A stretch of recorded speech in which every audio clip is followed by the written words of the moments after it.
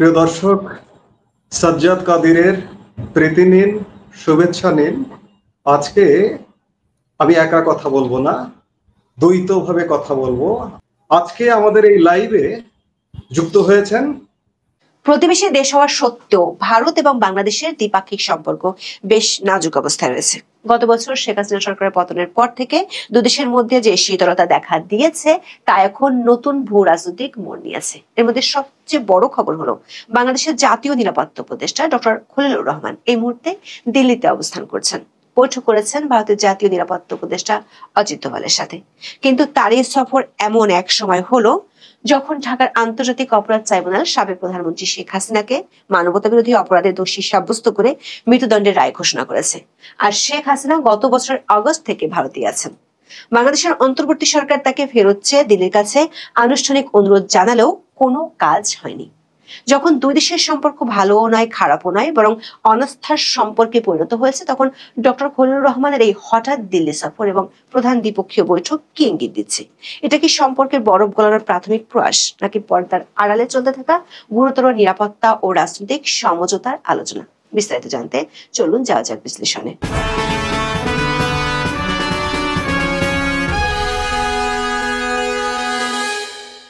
বাংলাদেশের জাতীয় নিরাপত্তা উপদেষ্টা ডক্টর খলিলুর রহমান 18 নভেম্বর দিল্লি পৌঁছান। দৈনিক প্রথম আলোর খবরে বলা হয়েছে, কলম্বো সিকিউরিটি কনক্লেভের বা সিএসসি জাতীয় নিরাপত্তা উপদেষ্টাদের সম্মেলনে যোগ দিতে খলিলুর রহমানের বুধবার মানে 19 নভেম্বর দিল্লিতে যাওয়ার কথা ছিল। সেই পরিকল্পনা বাদ দিয়ে তিনি মঙ্গলবার অর্থাৎ 18 নভেম্বর ভারতের রাজধানী দিল্লিতে গেছেন। ভারতের একটি কূটনৈতিক সূত্র প্রথম আলোকে জানিয়েছে, খলিলুর রহমান সন্ধ্যা 6:30টার পর দিল্লিতে পৌঁছেছেন। ভারতের ইন্দিরা গান্ধী আন্তর্জাতিক বিমানবন্দরে তাকে স্বাগত জানান ভারতের জাতীয় নিরাপত্তা পরিষদ সচিবালয়ের একজন জ্যেষ্ঠ কর্মকর্তা। ঢাকা ও দিল্লির কূটনৈতিক সূত্রগুলো জানিয়েছে, সিএসসির জাতীয় নিরাপত্তা উপদেষ্টাদের 7ম সম্মেলন আগামী 20 নভেম্বর দিল্লির হায়দ্রাবাদ হাউসে অনুষ্ঠিত হবে। ওই দিন সকালে জোটের নিরাপত্তা উপদেষ্টাদের সম্মেলন শুরু হবে আর মধ্যাহ্নভোজের পর তা শেষ হবে। ওই দিন বিকেলে খলিলুর রহমানের ঢাকার উদ্দেশ্যে দিল্লি ছাড়ার কথা রয়েছে। দর্শক, পরিকল্পনা পাল্টে একদিন আগে জনাব খলিলুর রহমানের ভারত যাওয়া নিয়ে বেশ আলোচনার জন্ম দেয়। এটা কি দুদেশের সম্পর্ক স্বাভাবিক করার কোনো ইঙ্গিত, নাকি অন্য কোনো আলোচনার সুযোগ তৈরি করা? এই জল্পনাতে যথারীতি সরগরম মূলধারার সামাজিক গণমাধ্যম। দর্শক, খলিলুর রহমানের ভারত সফরের আনুষ্ঠানিক কারণ হিসেবে বলা হচ্ছে কলম্বো সিকিউরিটি কনক্লেভ বা সিএসসি এর কথা। এটা ভারত মহাসাগর অঞ্চলের দেশগুলোর একটি বহুপাক্ষিক নিরাপত্তা জোট। এদের মূল কাজ হলো সন্ত্রাসবাদ বা সামুদ্রিক ঝুঁকির মতো সমস্যাগুলো একসাথে মোকাবেলা করা। আর বাংলাদেশ হলো এই জোটের সবচেয়ে নতুন সদস্য। কিন্তু বিশ্লেষক এবং গণমাধ্যমের খবরগুলোর ইঙ্গিত হলো সিএসসি সম্মেলন একটি উপলক্ষ্য মাত্র, বরং লক্ষ্য হলো অনেক জরুরি দ্বিপাক্ষিক আলোচনা করা। কিছু অতি গুরুত্বপূর্ণ বিষয় সমঝোতায় পৌঁছাতে জনাব খলিলুর রহমান ভারত গিয়েছেন, সেটির ইঙ্গিত আরো স্পষ্ট হয়ে ওঠে যখন বাংলাদেশের নিরাপত্তা উপদেষ্টা পরিকল্পনা পাল্টে একদিন আগে দিল্লিতে যেতে বিমান ধরেন। দিল্লিতে পৌঁছে খলিলুর রহমান ভারতের জাতীয় নিরাপত্তা উপদেষ্টা অজিত দোভালের সাথে বৈঠক করেছেন। 19 নভেম্বর তাদের এই বৈঠক হওয়ার কথা সংবাদ বিজ্ঞপ্তি দিয়ে বলেছে দিল্লির বাংলাদেশ হাই কমিশন। বিজ্ঞপ্তিতে বলা হয়, সিএসসির কাজ এবং ভারত ও বাংলাদেশের মধ্যকার প্রধান প্রধান দ্বিপক্ষীয় ইস্যু নিয়ে আলোচনা করেছেন দেশ দুটির জাতীয় নিরাপত্তা উপদেষ্টারা। তবে দ্বিপক্ষীয় কোন কোন বিষয় আলোচনায় ছিল তা স্পষ্ট করেনি বাংলাদেশ হাই কমিশন।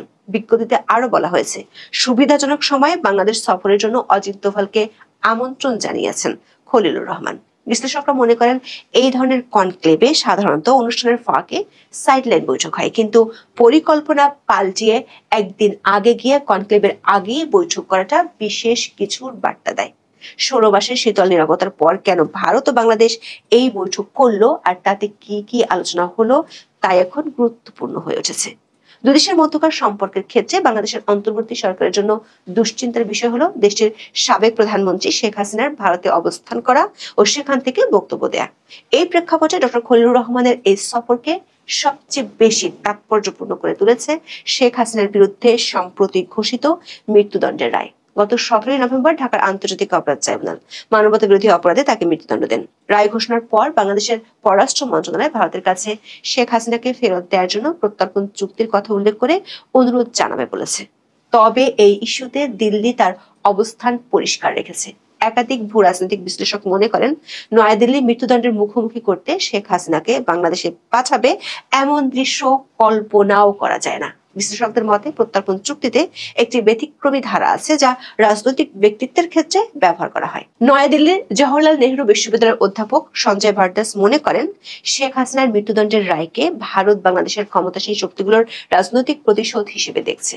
ভারদাস আরো মনে করেন, হাসিনাকে হস্তান্তর করা অর্থ হবে বর্তমানে ক্ষমতায় থাকা ভারত বিরোধী শক্তিকে বৈধতা দেওয়া। দিল্লির সূত্রগুলো বলছে, অজিত দোভাল ও খলিলুর রহমানের বৈঠকে শেখ হাসিনার বিষয়টি আলোচনায় উঠে এসেছে, কিন্তু ভারতের পক্ষ থেকে বলা হয়েছে ভারতের প্রত্যর্পণ নীতিতে মৃত্যুদণ্ড একটি জিল ব্রেকার বা চুক্তি ভঙ্গকারী উপাদান।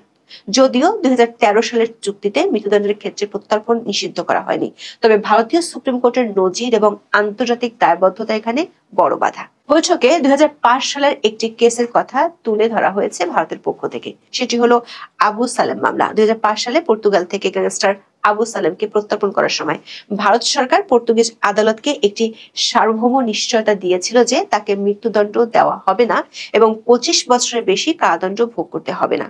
পরবর্তীকালে যখন ভারতীয় আদালত তাকে যাবজ্জীবন কারাদণ্ড দেয়, তখন এটি নিয়ে আইনি জটিলতার সৃষ্টি হয় এবং সুপ্রিম কোর্টকে হস্তক্ষেপ করতে হয় এই বলে যে সরকারের দেওয়া আশ্বাস অবশ্যই পালন করতে হবে। ডক্টর রহমানের সাথে আলোচনায় ভারতীয় পক্ষ সম্ভবত এই নজিরটি তুলে ধরেছে। যেহেতু বাংলাদেশের ট্রাইব্যুনাল ইতিমধ্যেই শেখ হাসিনাকে মৃত্যুদণ্ড দিয়েছে, তাই ভারতের পক্ষে তাকে প্রত্যর্পণ করা আইনত অসম্ভব, কারণ ভারত এমন কাউকে এমন দেশে ফেরত পাঠাতে পারে না যেখানে তার মৃত্যুদণ্ড কার্যকর হওয়ার নিশ্চিত সম্ভাবনা রয়েছে। এটি ভারতের নিজস্ব আইনি কাঠামো এবং আন্তর্জাতিক মানবাধিকার সনদের পরিপন্থী হবে বলেও জানিয়ে দেওয়া হয়েছে। দর্শক, শেখ হাসিনার ইস্যুটি নিয়ে দুই দেশের মধ্যে বেশ বড় সড় রাজনৈতিক অচলাবস্থা তৈরি হয়েছিল। আর এই রাজনৈতিক অচলাবস্থাটা শুধু আলোচনার টেবিলেই থেমে থাকেনি, এটা সরাসরি পড়েছে অর্থনৈতিক, কূটনৈতিক ও নিরাপত্তা ইস্যুতে। ভিসা বন্ধ করা থেকে শুরু করে জরুরি পণ্যের আমদানি রপ্তানি বন্ধ করে দেওয়া পর্যন্ত দুই দেশই একে অপরের বিরুদ্ধে এমন কিছু পদক্ষেপ নিয়েছে যা ব্যবসা বাণিজ্যকে মারাত্মকভাবে ক্ষতিগ্রস্ত করেছে। প্রশ্ন হলো, তারপরও শেখ হাসিনার বিরুদ্ধে মামলার রায় দেওয়ার পরও কেন ভারত বাংলাদেশকে নিমন্ত্রণ জানিয়েছে? বিভিন্ন সূত্র থেকে যা জানা যাচ্ছে তা হলো, শেখ হাসিনার প্রত্যর্পণের চেয়েও গুরুত্বপূর্ণ হলো ভারত খলিলুর রহমানের এই সফরের মাধ্যমে তার গভীর নিরাপত্তা উদ্বেগ নিয়ে আলোচনা করতে চাইছে। ভারতের নীতি নির্ধারকরা বলছেন, গঙ্গা চুক্তির মতো বিষয়গুলো নির্বাচিত সরকার এড়ে আলোচনা করা যেতে পারে, কিন্তু নিরাপত্তার মতো সংবেদনশীল ক্ষেত্রে অপেক্ষা করা সম্ভব নয়। সূত্রগুলো বলছে, খলিলুর রহমানের সাথে বৈঠকে অজিত দোভাল বাংলাদেশে পাকিস্তান ও চীনের সামরিক বাহিনী এবং উগ্রপন্থীদের তৎপরতা বেড়ে যাওয়ার বিষয়টি তুলে ধরেছেন। ভারতের প্রধান লক্ষ্য হলো বাংলাদেশের মাটিকে যেন ভারত বিরোধী কার্যকলাপে ব্যবহার করা না হয়। অজিত দোভালের আমন্ত্রণের প্রধান কারণই হলো এই নিরাপত্তা সংক্রান্ত বিষয়গুলো নিয়ে ডক্টর খলিলুর রহমানের সঙ্গে খোলাখুলি আলোচনা করা। এর পাশাপাশি তিস্তা নদী মহাপরিকল্পনা নিয়ে চীনের সহায়তা চাওয়ার বিষয়টি দিল্লিকে দারুণভাবে উদ্বিগ্ন করেছে। দর্শক, চীন এই প্রকল্পে 210 কোটি মার্কিন ডলার সহায়তার ঘোষণা দিয়েছে। ভারতের কাছে এটি কেবল পানি নয়, নিরাপত্তা ও ভূ রাজনীতির প্রশ্ন। তিস্তা প্রকল্পের অবস্থান ভারতের অত্যন্ত কৌশলগত, শিলিগুড়ি করিডোর বা চিকেন স্নেকের কাছাকাছি। ফলে এর আশেপাশে কোনো বিদেশি শক্তির উপস্থিতি ভারতের জন্য সরাসরি নিরাপত্তার ঝুঁকি বলে মনে করে দেশটির নীতি নির্ধারকেরা। বাংলা ট্রিবিউনের এক খবরে বলা হয়েছে, এই কনক্লেভের টাইমিংটাও খুব গুরুত্বপূর্ণ, কারণ সব ঠিকঠাক এগোলে আর মাত্র 3 মাসের মধ্যেই বাংলাদেশে সাধারণ নির্বাচন অনুষ্ঠিত হতে চলেছে।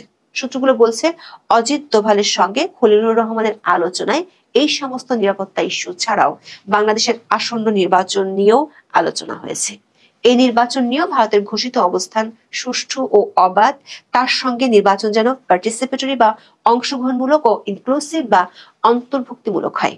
এই অবস্থানকে পর্যবেক্ষকরা ব্যাখ্যা করছেন এভাবে যে ভারত চাইছে কোনোভাবেই হোক আওয়ামী লীগ যাতে নির্বাচনে অংশগ্রহণের সুযোগ পায়, কিন্তু বাংলাদেশে আওয়ামী লীগের সব ধরনের কার্যক্রম এখনো নিষিদ্ধ এবং আগামী নির্বাচনে তাদের যোগদানের কোনো সম্ভাবনা দেখা যাচ্ছে না। প্রধান উপদেষ্টা মোহাম্মদ ইউনূস অতি সম্প্রতি ঢাকা সফরে আসা এক ব্রিটিশ মন্ত্রীকে জানিয়েছেন, আগামী নির্বাচনে আওয়ামী লীগের লড়ার কোনো সুযোগ নেই।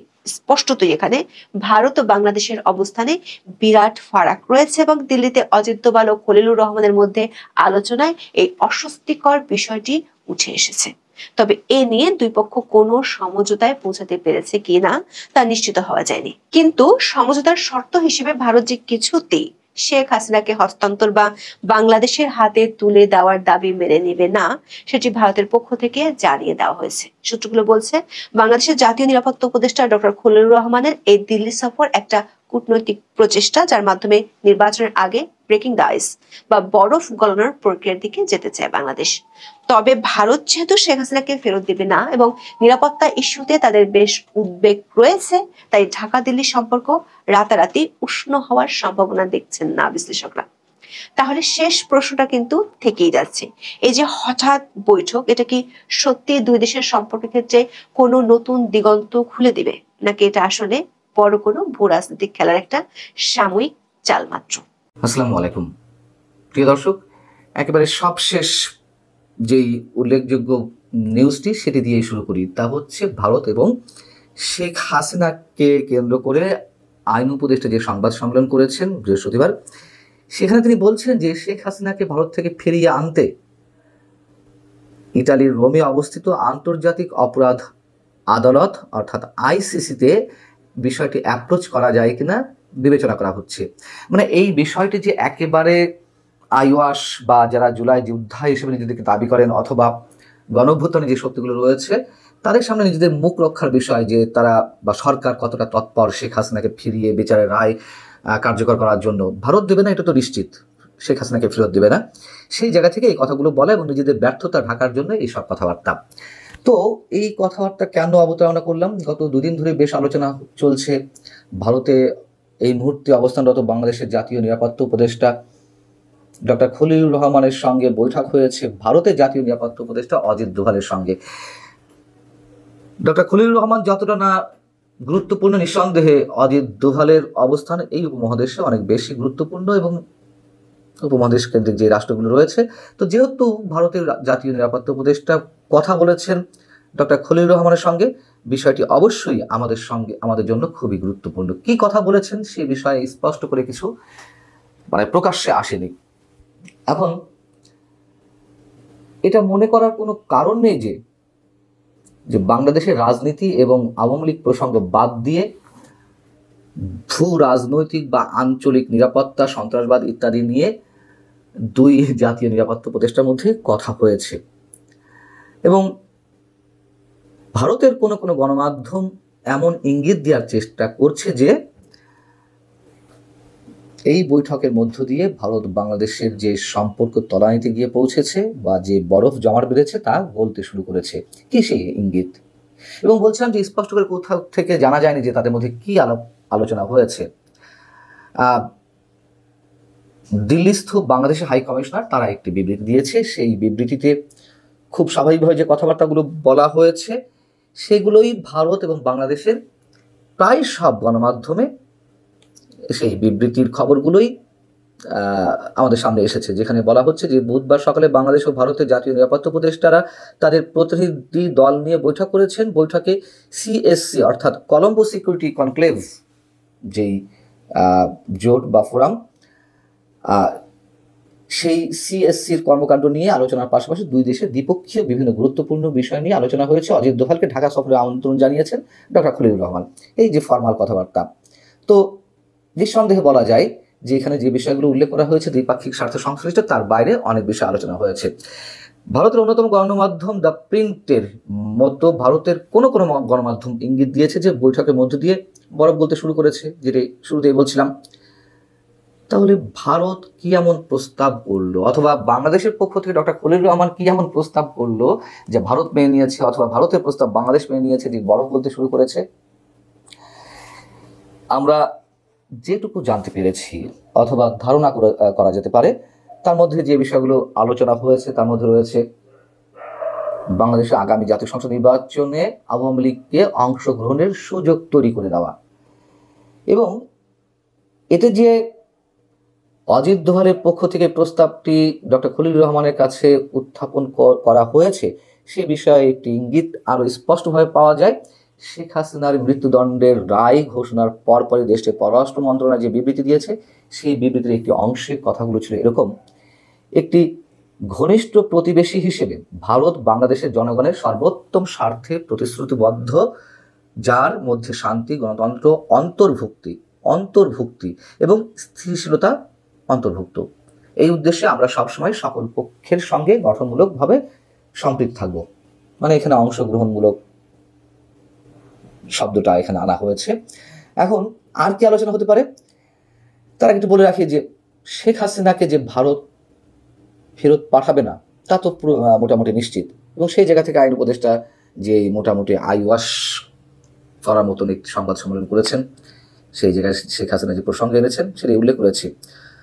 সেই বিষয়টি নিশ্চয়ই অজিত দোভাল জানিয়ে দিয়েছেন ডক্টর খলিলুর রহমানকে যে হাসিনাকে ফেরত দেওয়া হচ্ছে না। এবং পাকিস্তানের সঙ্গে বাংলাদেশের যে অতিমাত্রায় সখ্যতার সৃষ্টি হয়েছে, পাকিস্তানের গোয়েন্দা সংস্থা থেকে শুরু করে সেখানকার সরকারের বিভিন্ন পর্যায়ের উচ্চপদস্থ কর্মকর্তাদের যে আনাগোনা ঘন ঘন, তো এই সফর তো লেগেই আছে বাংলাদেশে, সেটি তো ভারতের খুব ভালোভাবে নেওয়ার কথা নয়। এবং যত জানা গেছে সেই বিষয়টিও অজিত দোভাল অ্যাড্রেস করেছেন। এবং একই সঙ্গে ভারতের প্রতিরক্ষা মন্ত্রী রাজনাথ সিং গত কয়েকদিন আগে তার একটি বক্তব্যে আমাদের প্রধান উপদেষ্টাকে উদ্দেশ্য করে যে ভাষায় কথা বলেছেন, যে শব্দ চয়ন করেছেন, আমরা তাতে আপত্তি জানাতে পারি। তবে বলেছেন তো যে ভারত সম্পর্কে কোনো মন্তব্য করতে হলে বুঝে শুনে যে কোনো মন্তব্য করা উচিত। সেই বক্তব্যই আবার তুলে ধরা হয়েছে। এবং এই যে ভারতের অ্যাগ্রেসিভনেস, এটা তো আগে ছিল অবশ্যই, মানে একটি কি বলা যায়, অস্বীকার করা কোনো অবস্থা নেই। দাদাগিরি সুলভ আচরণ ভারত অনেক সময় করেছে, কিন্তু কেন তলানিতে গিয়ে পৌঁছালো? হতে পারে আওয়ামী লীগের পতন, শেখ হাসিনাকে তারা আশ্রয় দিয়েছে, সেটা হয়তো মেনে নিতে পারেনি, কিন্তু তারপরেও তো বারবার বলি এবং আমরা এটা তো আনতেই হয় প্রসঙ্গক্রমে, সরকারের কর্তা ব্যক্তিরা যেভাবে ভারতের বিরুদ্ধে একের পর এক হুঁশিয়ার উচ্চারণ করে গেছে, বিদ্বেষমূলক বক্তব্য প্রচার করেছে, সেই জায়গা থেকে ভারতের নতুন করে এই ধরনের দাদাগিরি সুলভ আচরণ যদি করেও থাকে তাদের দৃষ্টিতে হয়তো ঠিক আছে, আমরা মেনে নিতে না পারলেও। এখন আরো যে বিষয়টি খুব গুরুত্বের সঙ্গে তোলা হয়েছে বলে জানা গেছে তা হচ্ছে, কথাবার্তা তো বটেই, সেই কথাবার্তার মধ্যে লাগামহীনভাবে ভারতকে যেভাবে উদ্দেশ্য করে হুমকি হুঁশিয়ারি দেওয়া, ভারত দখল করে নেওয়া, মানচিত্র বাংলাদেশের মানচিত্র বাড়িয়ে ভারতের বিভিন্ন অংশ তার মধ্যে অন্তর্ভুক্ত করা, এবং এখান থেকে হুঙ্কার দেওয়া হয় যে নরেন্দ্র মোদীকে গদি থেকে টেনে হেঁচে নামানো হবে, কিংবা কোনো কোনো মৌলবাদী গোষ্ঠী বা সাম্প্রদায়িক গোষ্ঠী ভারত আক্রমণের যে হুমকি দিয়ে আসছে, সেই সব জায়গা থেকে অজিত দোভাল ভারতের জাতীয় নিরাপত্তা উপদেষ্টা যতটুকু যেভাবে বলার কথা সেভাবে বলেছেন, এগুলো আমরা জানতে পেরেছি। এই বক্তব্য যে এসেছে তার একটা ইঙ্গিত পাওয়া যেতে পারে ডক্টর খলিলুর রহমান যে বক্তব্য দিয়েছেন কলম্বো নিরাপত্তা কনক্লেভের অনুষ্ঠানে, সম্মেলনে, তিনি যেহেতু বৃহস্পতিবার সভাপতিত্ব করেছেন সেই অনুষ্ঠানে, তিনি সেখানে বলছেন যে অভ্যন্তরীণ ইস্যুতে কোনো দেশের হস্তক্ষেপের বিরুদ্ধে বাংলাদেশ কোনো ধরনের সন্ত্রাসবাদকে বাংলাদেশ প্রশ্রয় দেবে না। এবং তিনি বলছেন অতীতে বিশ্বব্যাপী সন্ত্রাসবাদ ও উগ্রবাদের কিছু চ্যালেঞ্জ বাংলাদেশও মোকাবেলা করেছে, আমরা যে কোনো পরিস্থিতিতে সকল প্রকার সন্ত্রাসবাদের প্রতি জিরো টলারেন্স নীতি অনুসরণ করি। ডক্টর খলিলুর রহমান যে বক্তব্য দিয়েছেন, এতক্ষণ বলছিলাম যে কি কি বিষয়ে কথা বলেছেন অজিত দোভাল, তার একটা ইঙ্গিত এটি, সেটি বলেছেন বিধায় তিনি তার বক্তব্যে এটি বলতে বাধ্য হয়েছেন যে আমরা অভ্যন্তরীণ কোনো বিষয়ে হস্তক্ষেপ করি না। আর হাসিনাকে ফিরিয়ে দেওয়ার বিষয়ে তো আমরা নিশ্চিত যে তা দেবে না। এবং নির্বাচনে আওয়ামী লীগের অংশগ্রহণের বিষয়ে কোন ধরনের ইঙ্গিত পাওয়া যেতে পারে প্রত্যেকে সেটা উল্লেখ করেছি, তারা যে বিবৃতি দিয়েছে পররাষ্ট্র মন্ত্রণালয়ের পক্ষ থেকে। তো এখন ডক্টর খলিলুর রহমান তো মার্কিন নাগরিক, অনেকেই বলেন তিনি মার্কিন এজেন্ডা বাস্তবায়নের জন্য বাংলাদেশ সরকারে তিনি অন্তর্ভুক্ত হয়েছেন বা তাকে আনা হয়েছে। খুব স্বাভাবিক, তিনি মার্কিন নীতির বাইরে যেতে পারবেন না। এবং যদ্দূর শোনা যাচ্ছে যে ভারতের সঙ্গে আবার যুক্তরাষ্ট্রের অন্য জায়গা থেকে একটি সমীকরণ আমরা দাঁড় করাতে পারি যে তাদের মধ্যে যে একটা সম্পর্কে শিথিলতা দেখা দিয়েছিল সেটি আবার উষ্ণতার দিকে গড়াচ্ছে। তারপরেও যুক্তরাষ্ট্র তার নীতি বাস্তবায়ন করবেই, এটুকু আমি সবসময় বলে থাকি। শেষ বলতে কিছু নেই আন্তর্জাতিক কিংবা আঞ্চলিক ভূ রাজনীতির ক্ষেত্রে, এবং ভারতে যে তাদের স্বার্থের জন্যই আওয়ামী লীগকে সাপোর্ট দিয়ে যাচ্ছে, আওয়ামী লীগের স্বার্থের জন্য নয়, তাদের স্বার্থের জন্য, এ কথাও অস্বীকার করার কোনো উপায় নেই।